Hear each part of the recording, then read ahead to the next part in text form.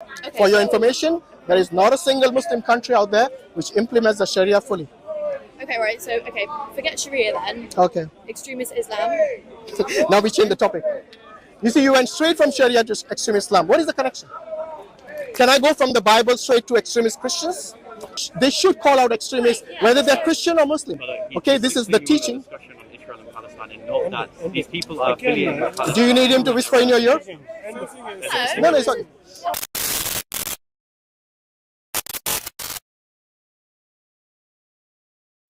In a recent open discussion in Hyde Park in London, Hashim, an Islamic speaker, was approached by a British girl who asked about Islamic law in London and the issues surrounding it. In the middle of the discussion, some Christian missionaries took unfair advantage by interrupting Hashim and the girl with their various cunning tricks, as you will see in the following video.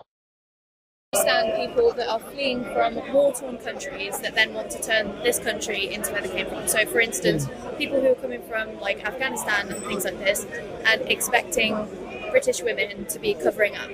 Right? I don't think anybody is forcing any British women to cover up. I'm not saying anyone's forcing anyone. Are you saying they want to establish Sharia? Is that what you're trying to imply? There are pockets within the UK. We're already seeing the rise of like a few Sharia courts popping up here and there, and I do think that it would be wrong by British law to have Sharia courts. So what do you think Sharia court does? Let's start with that. What do you think is the role of the Sharia court in this country? By the way, it's legal, you know that. They got the Jewish courts, they got the Sharia court, they got all sorts of different religions. How's it? Yeah, so I want to know if you actually, brother, just 1 second. What do you think is the role of the Sharia court in this country? Would you like to tell me? Because I personally don't think they have a role in this country. That's why I think they shouldn't be No, here. no. That's my point. The fact that they are legal implies that the government has already vetted this and they have allowed it within the democracy that we have in this country. Okay? So in the Sharia code, what mostly happens is like to settle disputes between a husband and wife, for example. Yeah. Yes? So if there is a dispute with regards to, say, their marriage, or maybe the conditions for divorce is there or not, this kind of things. I don't think the Sharia code here is to, convert everyone to Muslims and then make them wear hijab and... No, I don't think that. There's many people, the term Sharia is become like a loaded word in this country, or many other Western countries as well. Most of the people, when we ask them, what is the meaning of Sharia? Okay, because the Sharia, the part that you normally hear about is like a fraction of the Sharia. Most of the Sharia deals with day-to-day life. How does a son, what are the duties of the children to the parents, for example? What are the parents' duties to the children? How should you deal with your neighbor, okay, who might be a non-Muslim? This kind of things. So from a day-to-day... How is that law? Brother, just 1 second, I'm having a discussion. No, I'm having a discussion. Yeah. How is that law? So if a Sharia, I asked you what is Sharia? Because most people, brother, stop it. How is that You're law? getting this antagonistic. I want to have a civil discussion. Can I ask? Yes. Can I ask? Sure. So, for instance, in those examples, like how to deal with, use the example of how to deal with your neighbour if they're a non-Muslim. Yeah. Why is that something that needs to be determined by a court? Because in this country... No, I said Sharia. Remember I said Sharia, this is what Sharia deals with. Yes, so... The code was different. The code was, I told you, the code, one of the things is like settling divorce issues or husband and wife issues. Yes, but if... Or, not neighbors issues. That neighbors issue is If it's different. sorted by the idea of Sharia and not an actual Sharia court, then it has no legal standing. No, I'm saying Sharia code doesn't deal with the rights of the neighbors, for example. Right. That is dealt with the Sharia itself. So, for example, if you are a non-Muslim and you're my neighbor, then it is, for me, forbidden to go to bed with a full stomach when you are hungry. So, according to Islam, according to the Sharia, you're not even a Muslim if you do that. You see, this is what I meant by the rights of the neighbors, the rights of the parents, the right of the children.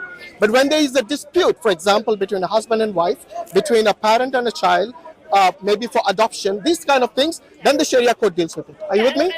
Good. And while that value is nice, and it might be very nice like, on the surface level, if you look at countries that actually have implemented Sharia law fully... Which one? Name one. Okay, so if you go over... There is none, actually. Okay, For your information, there is not a single Muslim country out there which implements the Sharia fully. Okay, right, so, forget Sharia then. Okay. Extremist Islam.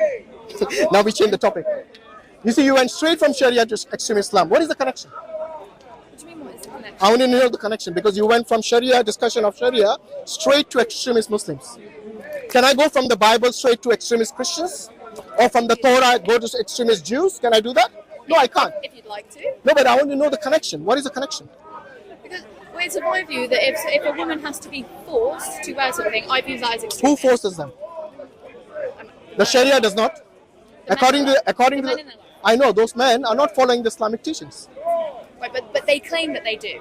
You might not agree that they are, but No, hold on. No. Just because they claim doesn't make it Islamic. For example, yeah, but that's during what I the mean. Crusades. That's the debate to have with Yeah, them. So it's just like those cultural Christians, right? So there are people who say that they're Christian, never touch the Bible in their life. Absolutely, yeah. Right? Absolutely. So A lot of people, what they do is they use religion as a means to achieve their goals. For example, during the Crusades, they killed many Christians during the Crusades and many Jews. What do they use the reason to for them to justify that? They use the Bible. Yes. So similarly, there are people. I'm not denying this, by the way. There are extremist Muslims who unfortunately use the Quran, the Sunnah, and the Sharia to achieve their own agendas, which is not actually. In fact, I'll give you one chapter from the Quran which teaches about non-violence. Okay, chapter 5, verse number 32. And this is a command in the Quran. It says that if you kill one person unjustly, it is as if you killed the whole of mankind. And if you save one person, it is as if you have saved the whole of mankind. Even during war, the Prophet, peace and blessings be upon him, he used to instruct his soldiers not to harm the women and children, not to harm even the saints and the rabbis in their churches and synagogues, not to harm all these people. This is what the Sharia teaching was. Okay, and this is the time from the Prophet, peace and blessings be upon him, from that time. my original point was that there are conflating cultures and inviting mass waves of people who do not agree with westernized culture, Christian culture, is going to cause problems. That's how this whole conversation started. Okay. Right? So when we're seeing riots on the street, I mean, it's like when the whole Israel-Palestine thing kicked off, there were riots on the street, got very heated, and they're still going on, by the way. Yesterday there were 400,000 people who marched in the streets of London, and majority of them were actually non-Muslims. Why do you think the people of this country are feeling the need to call out against the genocide that's happening in Palestine today, where more than 60,000 people have died? Just as many people calling out extremist Islam in this country. They should call out extremists, whether they're Christian or Muslim. Okay, this is the teaching. And note that these people are affiliated with Do you need him to whisper in your ear? No, it's okay. No, I don't need But you got two people here. I'm talking to you. I prefer a one-to-one. I don't actually know either of these gentlemen. Do you need the help? He's a Muslim, by the No, I way. didn't ask for it. I didn't ask for anyone. So let's have a civil discussion one-to-one rather than other people interrupting. You seem very angry. No, not at you. I'm saying let's have a civil discussion one-to-one. That's all I'm saying. I'm not angry. See, he's whispering unnecessarily. No, but it's just I started having a conversation with like two people, by the way. This is crazy. Sorry. I started having a conversation with two people about the fact that if you invite loads of people from a massively non-westernized culture into this country, there are going to be problems. That was my point. That was it. That was it. That's fine. That's fine. So you mentioned Do you something. disagree with that point? You mentioned something earlier. Christian culture. What is that? Let's define it. I'm asking her, not you. That from its heritage. Look, if he's going to talk, okay, this is going to interrupt because then another person will come. So what I'm saying is that this is something that we have to take into consideration. There are many things which the morals we get are from religion. Yes, you seem like a good Christian individual who take your morals from your Bible, right? Yeah, and there are many people like that, and they actually say, yes, we don't want all these problems, but many people, unfortunately, blame it only on the immigrants. I'm not saying you're like that. Yes, but you should stop smoking as well. I know. Okay, so this is something that we have to understand, that yes, you can't make them as scapegoats. And I'm not saying you're doing that, but I'm saying that you have to keep things in balance, in perspective. That's all I'm saying. But many people, unfortunately, they see Sharia, they have to be like terrorists, they're killing. This is completely wrong. Islam never teaches killing any innocent man or an innocent person. Slay the infidels wherever you find them, cut off every single one of their fingertips. Bring it up. Bring it up. Go on. I challenge you, because what he quoted from chapter 9, he quoted verse 5. He hasn't read verse 6. Because that verse 5 is talking about people who have broken a treaty. A treaty was established between the Muslims and the non-Muslims in Medina. The treaty said, can I finish? Can I finish, please? Are you a Christian, by the way? No. Thank God.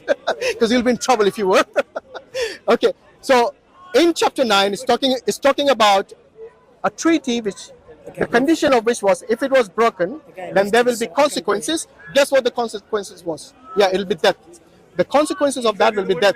Now, it says very clearly, no, not the women and children. Islam never ever says to kill women and children. Okay? That not to kill kids, women, elderly, Yes. and even trees. Okay, what about the Trees men and who didn't animals. break the treaty?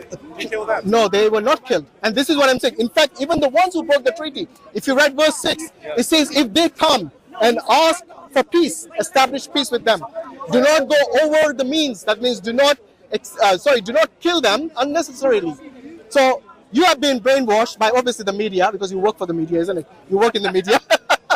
And then you actually spill out all this propaganda because you just regurgitate it without checking any facts. It is your duty as a press person to go and verify the facts and not go and run on the fake news you have been produced.